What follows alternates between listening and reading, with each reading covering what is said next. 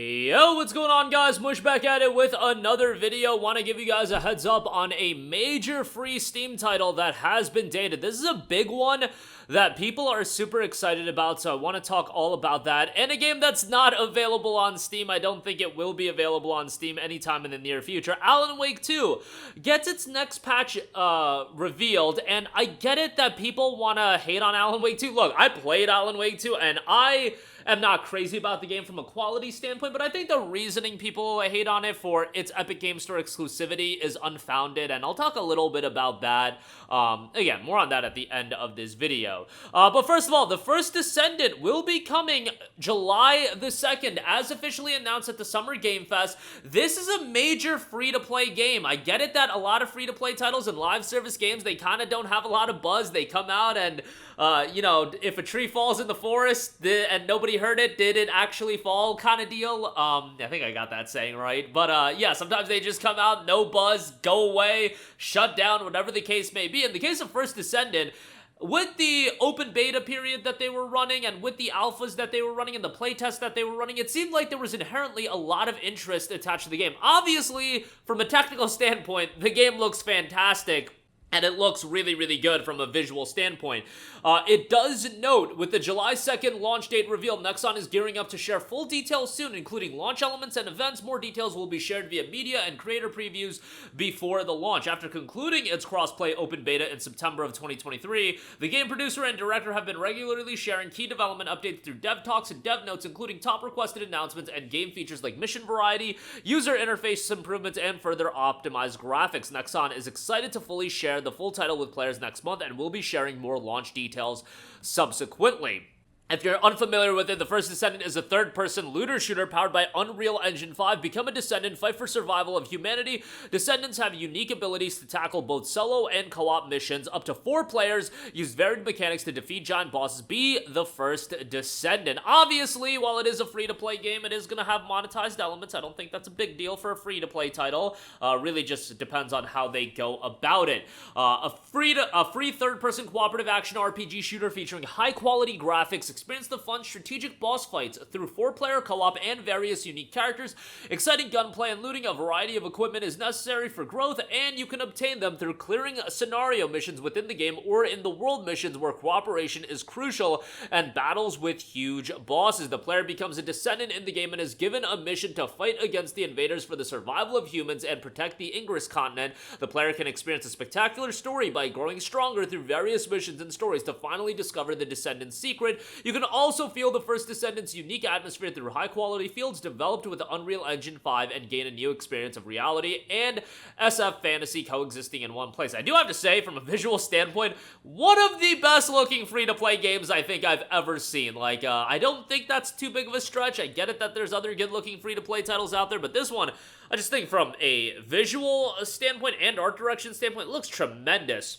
It also notes charming and unique characters. You can play various characters with distinctive concepts and battle styles. We plan to add various customizable elements such as skins for each character to support decoration, exciting battles, and dynamic action using various skills and firearms. Experience The First Descendant's exciting battles composed of various characters with unique skill set, free movements, and chain actions through grappling hooks, colorful firearms, and additional effects. With these, the player can create any battle style they desire. Battles with huge boss monsters through cooperative play as well. You can target huge boss monsters with different appearances and abilities through 4-player co-op play. The various difficulties will stimulate your competitive spirit, and you can destroy or extract various parts of huge bosses through 4-player co-op play. By targeting the huge bosses' gimmicks, you will be able to experience a more compact team play. And it notes motivating play and growth. You can equip a character with 3 guns, 4 secondary accessories, and various sub-weapons. Of course, there will also be items to enhance a character or their firearm stats or add a new ability altogether. There's more info on the Steam page, and there are system requirements I'll run down in a future video, but First Descendant officially dropping on July the 2nd. Next up, for June the 8th, we have a new note of patches for Alan Wake 2. Alan Wake 2 global fixes include Night Springs expansion, added a photo mode, increased manual save slots from 3 to 6, and PC added Razer Chroma support. As far as improvements goes, improved lighting in several areas of the game, multiple minor fixes and improvements for better experience. Fixes chapter select, added a missing chapter combination for the endgame, return 7 through initiation 9. Fixed a rare instance of player character becoming unresponsive when falling on the ground after a sequence of attacks. Removed a realism check. Fixed an issue that would bring up Saga's Mind Place UI prompts when loading into a section with Alan. This was not intentional metaplay. PC fixed multiple instances of camera clipping issues on ultra-wide monitors. So there you go with that new update to Alan Wake 2. On top of that, new expansion in the Night Springs expansion and photo mode, given how good looking this game is. Photo mode's actually quite nice. Now, I do want to say, Alan Wake 2 gets a lot of hate based on its Epic Games Store timed exclusivity. I know most of you guys are aware of what I'm going to say, but Alan Wake 2 is not the typical timed exclusivity nonsense that Epic Games typically does. As far as those are concerned, I think they're whack, and it does seem like Epic Games is, you know, leaning back on doing them as much. Probably because it was burning money. Like, timed exclusivity is not that effective in the grand scheme of things, especially when you talk about it being exclusive to a storefront. People are just going to play their games on Steam, and yes, there are people that will check the game out on Epic Games Store, but ultimately, it's not going to be enough given the cost that timed exclusivity presents. Like, you're talking about dropping 7 or 8 figures in some of these cases. In the case of Alan Wake 2,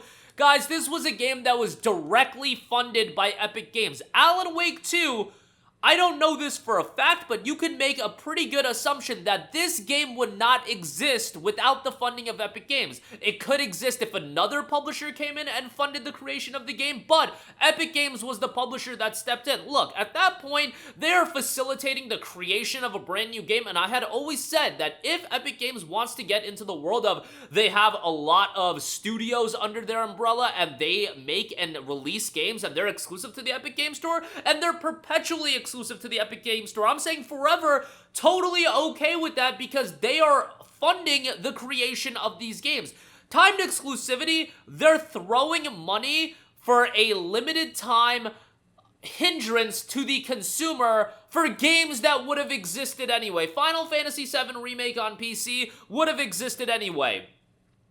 Kingdom Hearts now coming to Steam probably would have existed anyway. Stranger of Paradise, Saints Row, all of these games, Metro Exodus, all of these games would have existed without Epic Games Store. Alan Wake 2, you could legitimately think that it wouldn't have existed unless Epic Games came into play, and that's why, you know, I don't care for Ubisoft releasing their games on Ubisoft Connect, and I think it's nonsense given that they just released them on Steam down the line anyway, but it's their games, they fund them, do whatever the hell you want with them. I just don't think it's going to be all that effective. I know Epic Games is much more of the mindset that they really want EGS to pop off, but yeah, I think we kind of have to throw in the towel on that as well. But you know what, if they want to continue doing what they're doing, fund the releases of games that otherwise wouldn't have happened. This timed exclusivity nonsense is exactly that. Absolutely nonsense. Alan Wake 2 is not that, so I think you should push back. Look, I crap on Epic Games Store as much as anybody on this channel, but in this instance, I don't think it's founded. But that'll do it for me. Again, First Descendant dropping on July the 2nd. Be on the lookout for that. Looks to be a major free-to-play release, and Alan Wake 2 gets a brand new update, an updated 1.1. That'll do it for me. Let me know all of your thoughts in the comments section down below. As always, guys, thanks for watching, and I will catch you guys in the next one. Peace out. Hey, what's going on, guys? Mush here again. Hope you enjoyed the video. As you guys might know, YouTube's notification system is sometimes a little bit wonky, even if you're subscribed to the channel. Maybe you're not abundantly aware that I uploaded a video. To remedy that situation, make sure you hit the bell notification button. This way, whenever I upload a new video, and I try to upload as consistently as possible, you will be notified directly of the upload, and you can watch it as soon as it goes live. I would really appreciate if you guys hit that button so you can stay up to date with all of the content I'm posting. But as always, guys, thanks for watching, and I'll catch you guys in the next one. Peace out.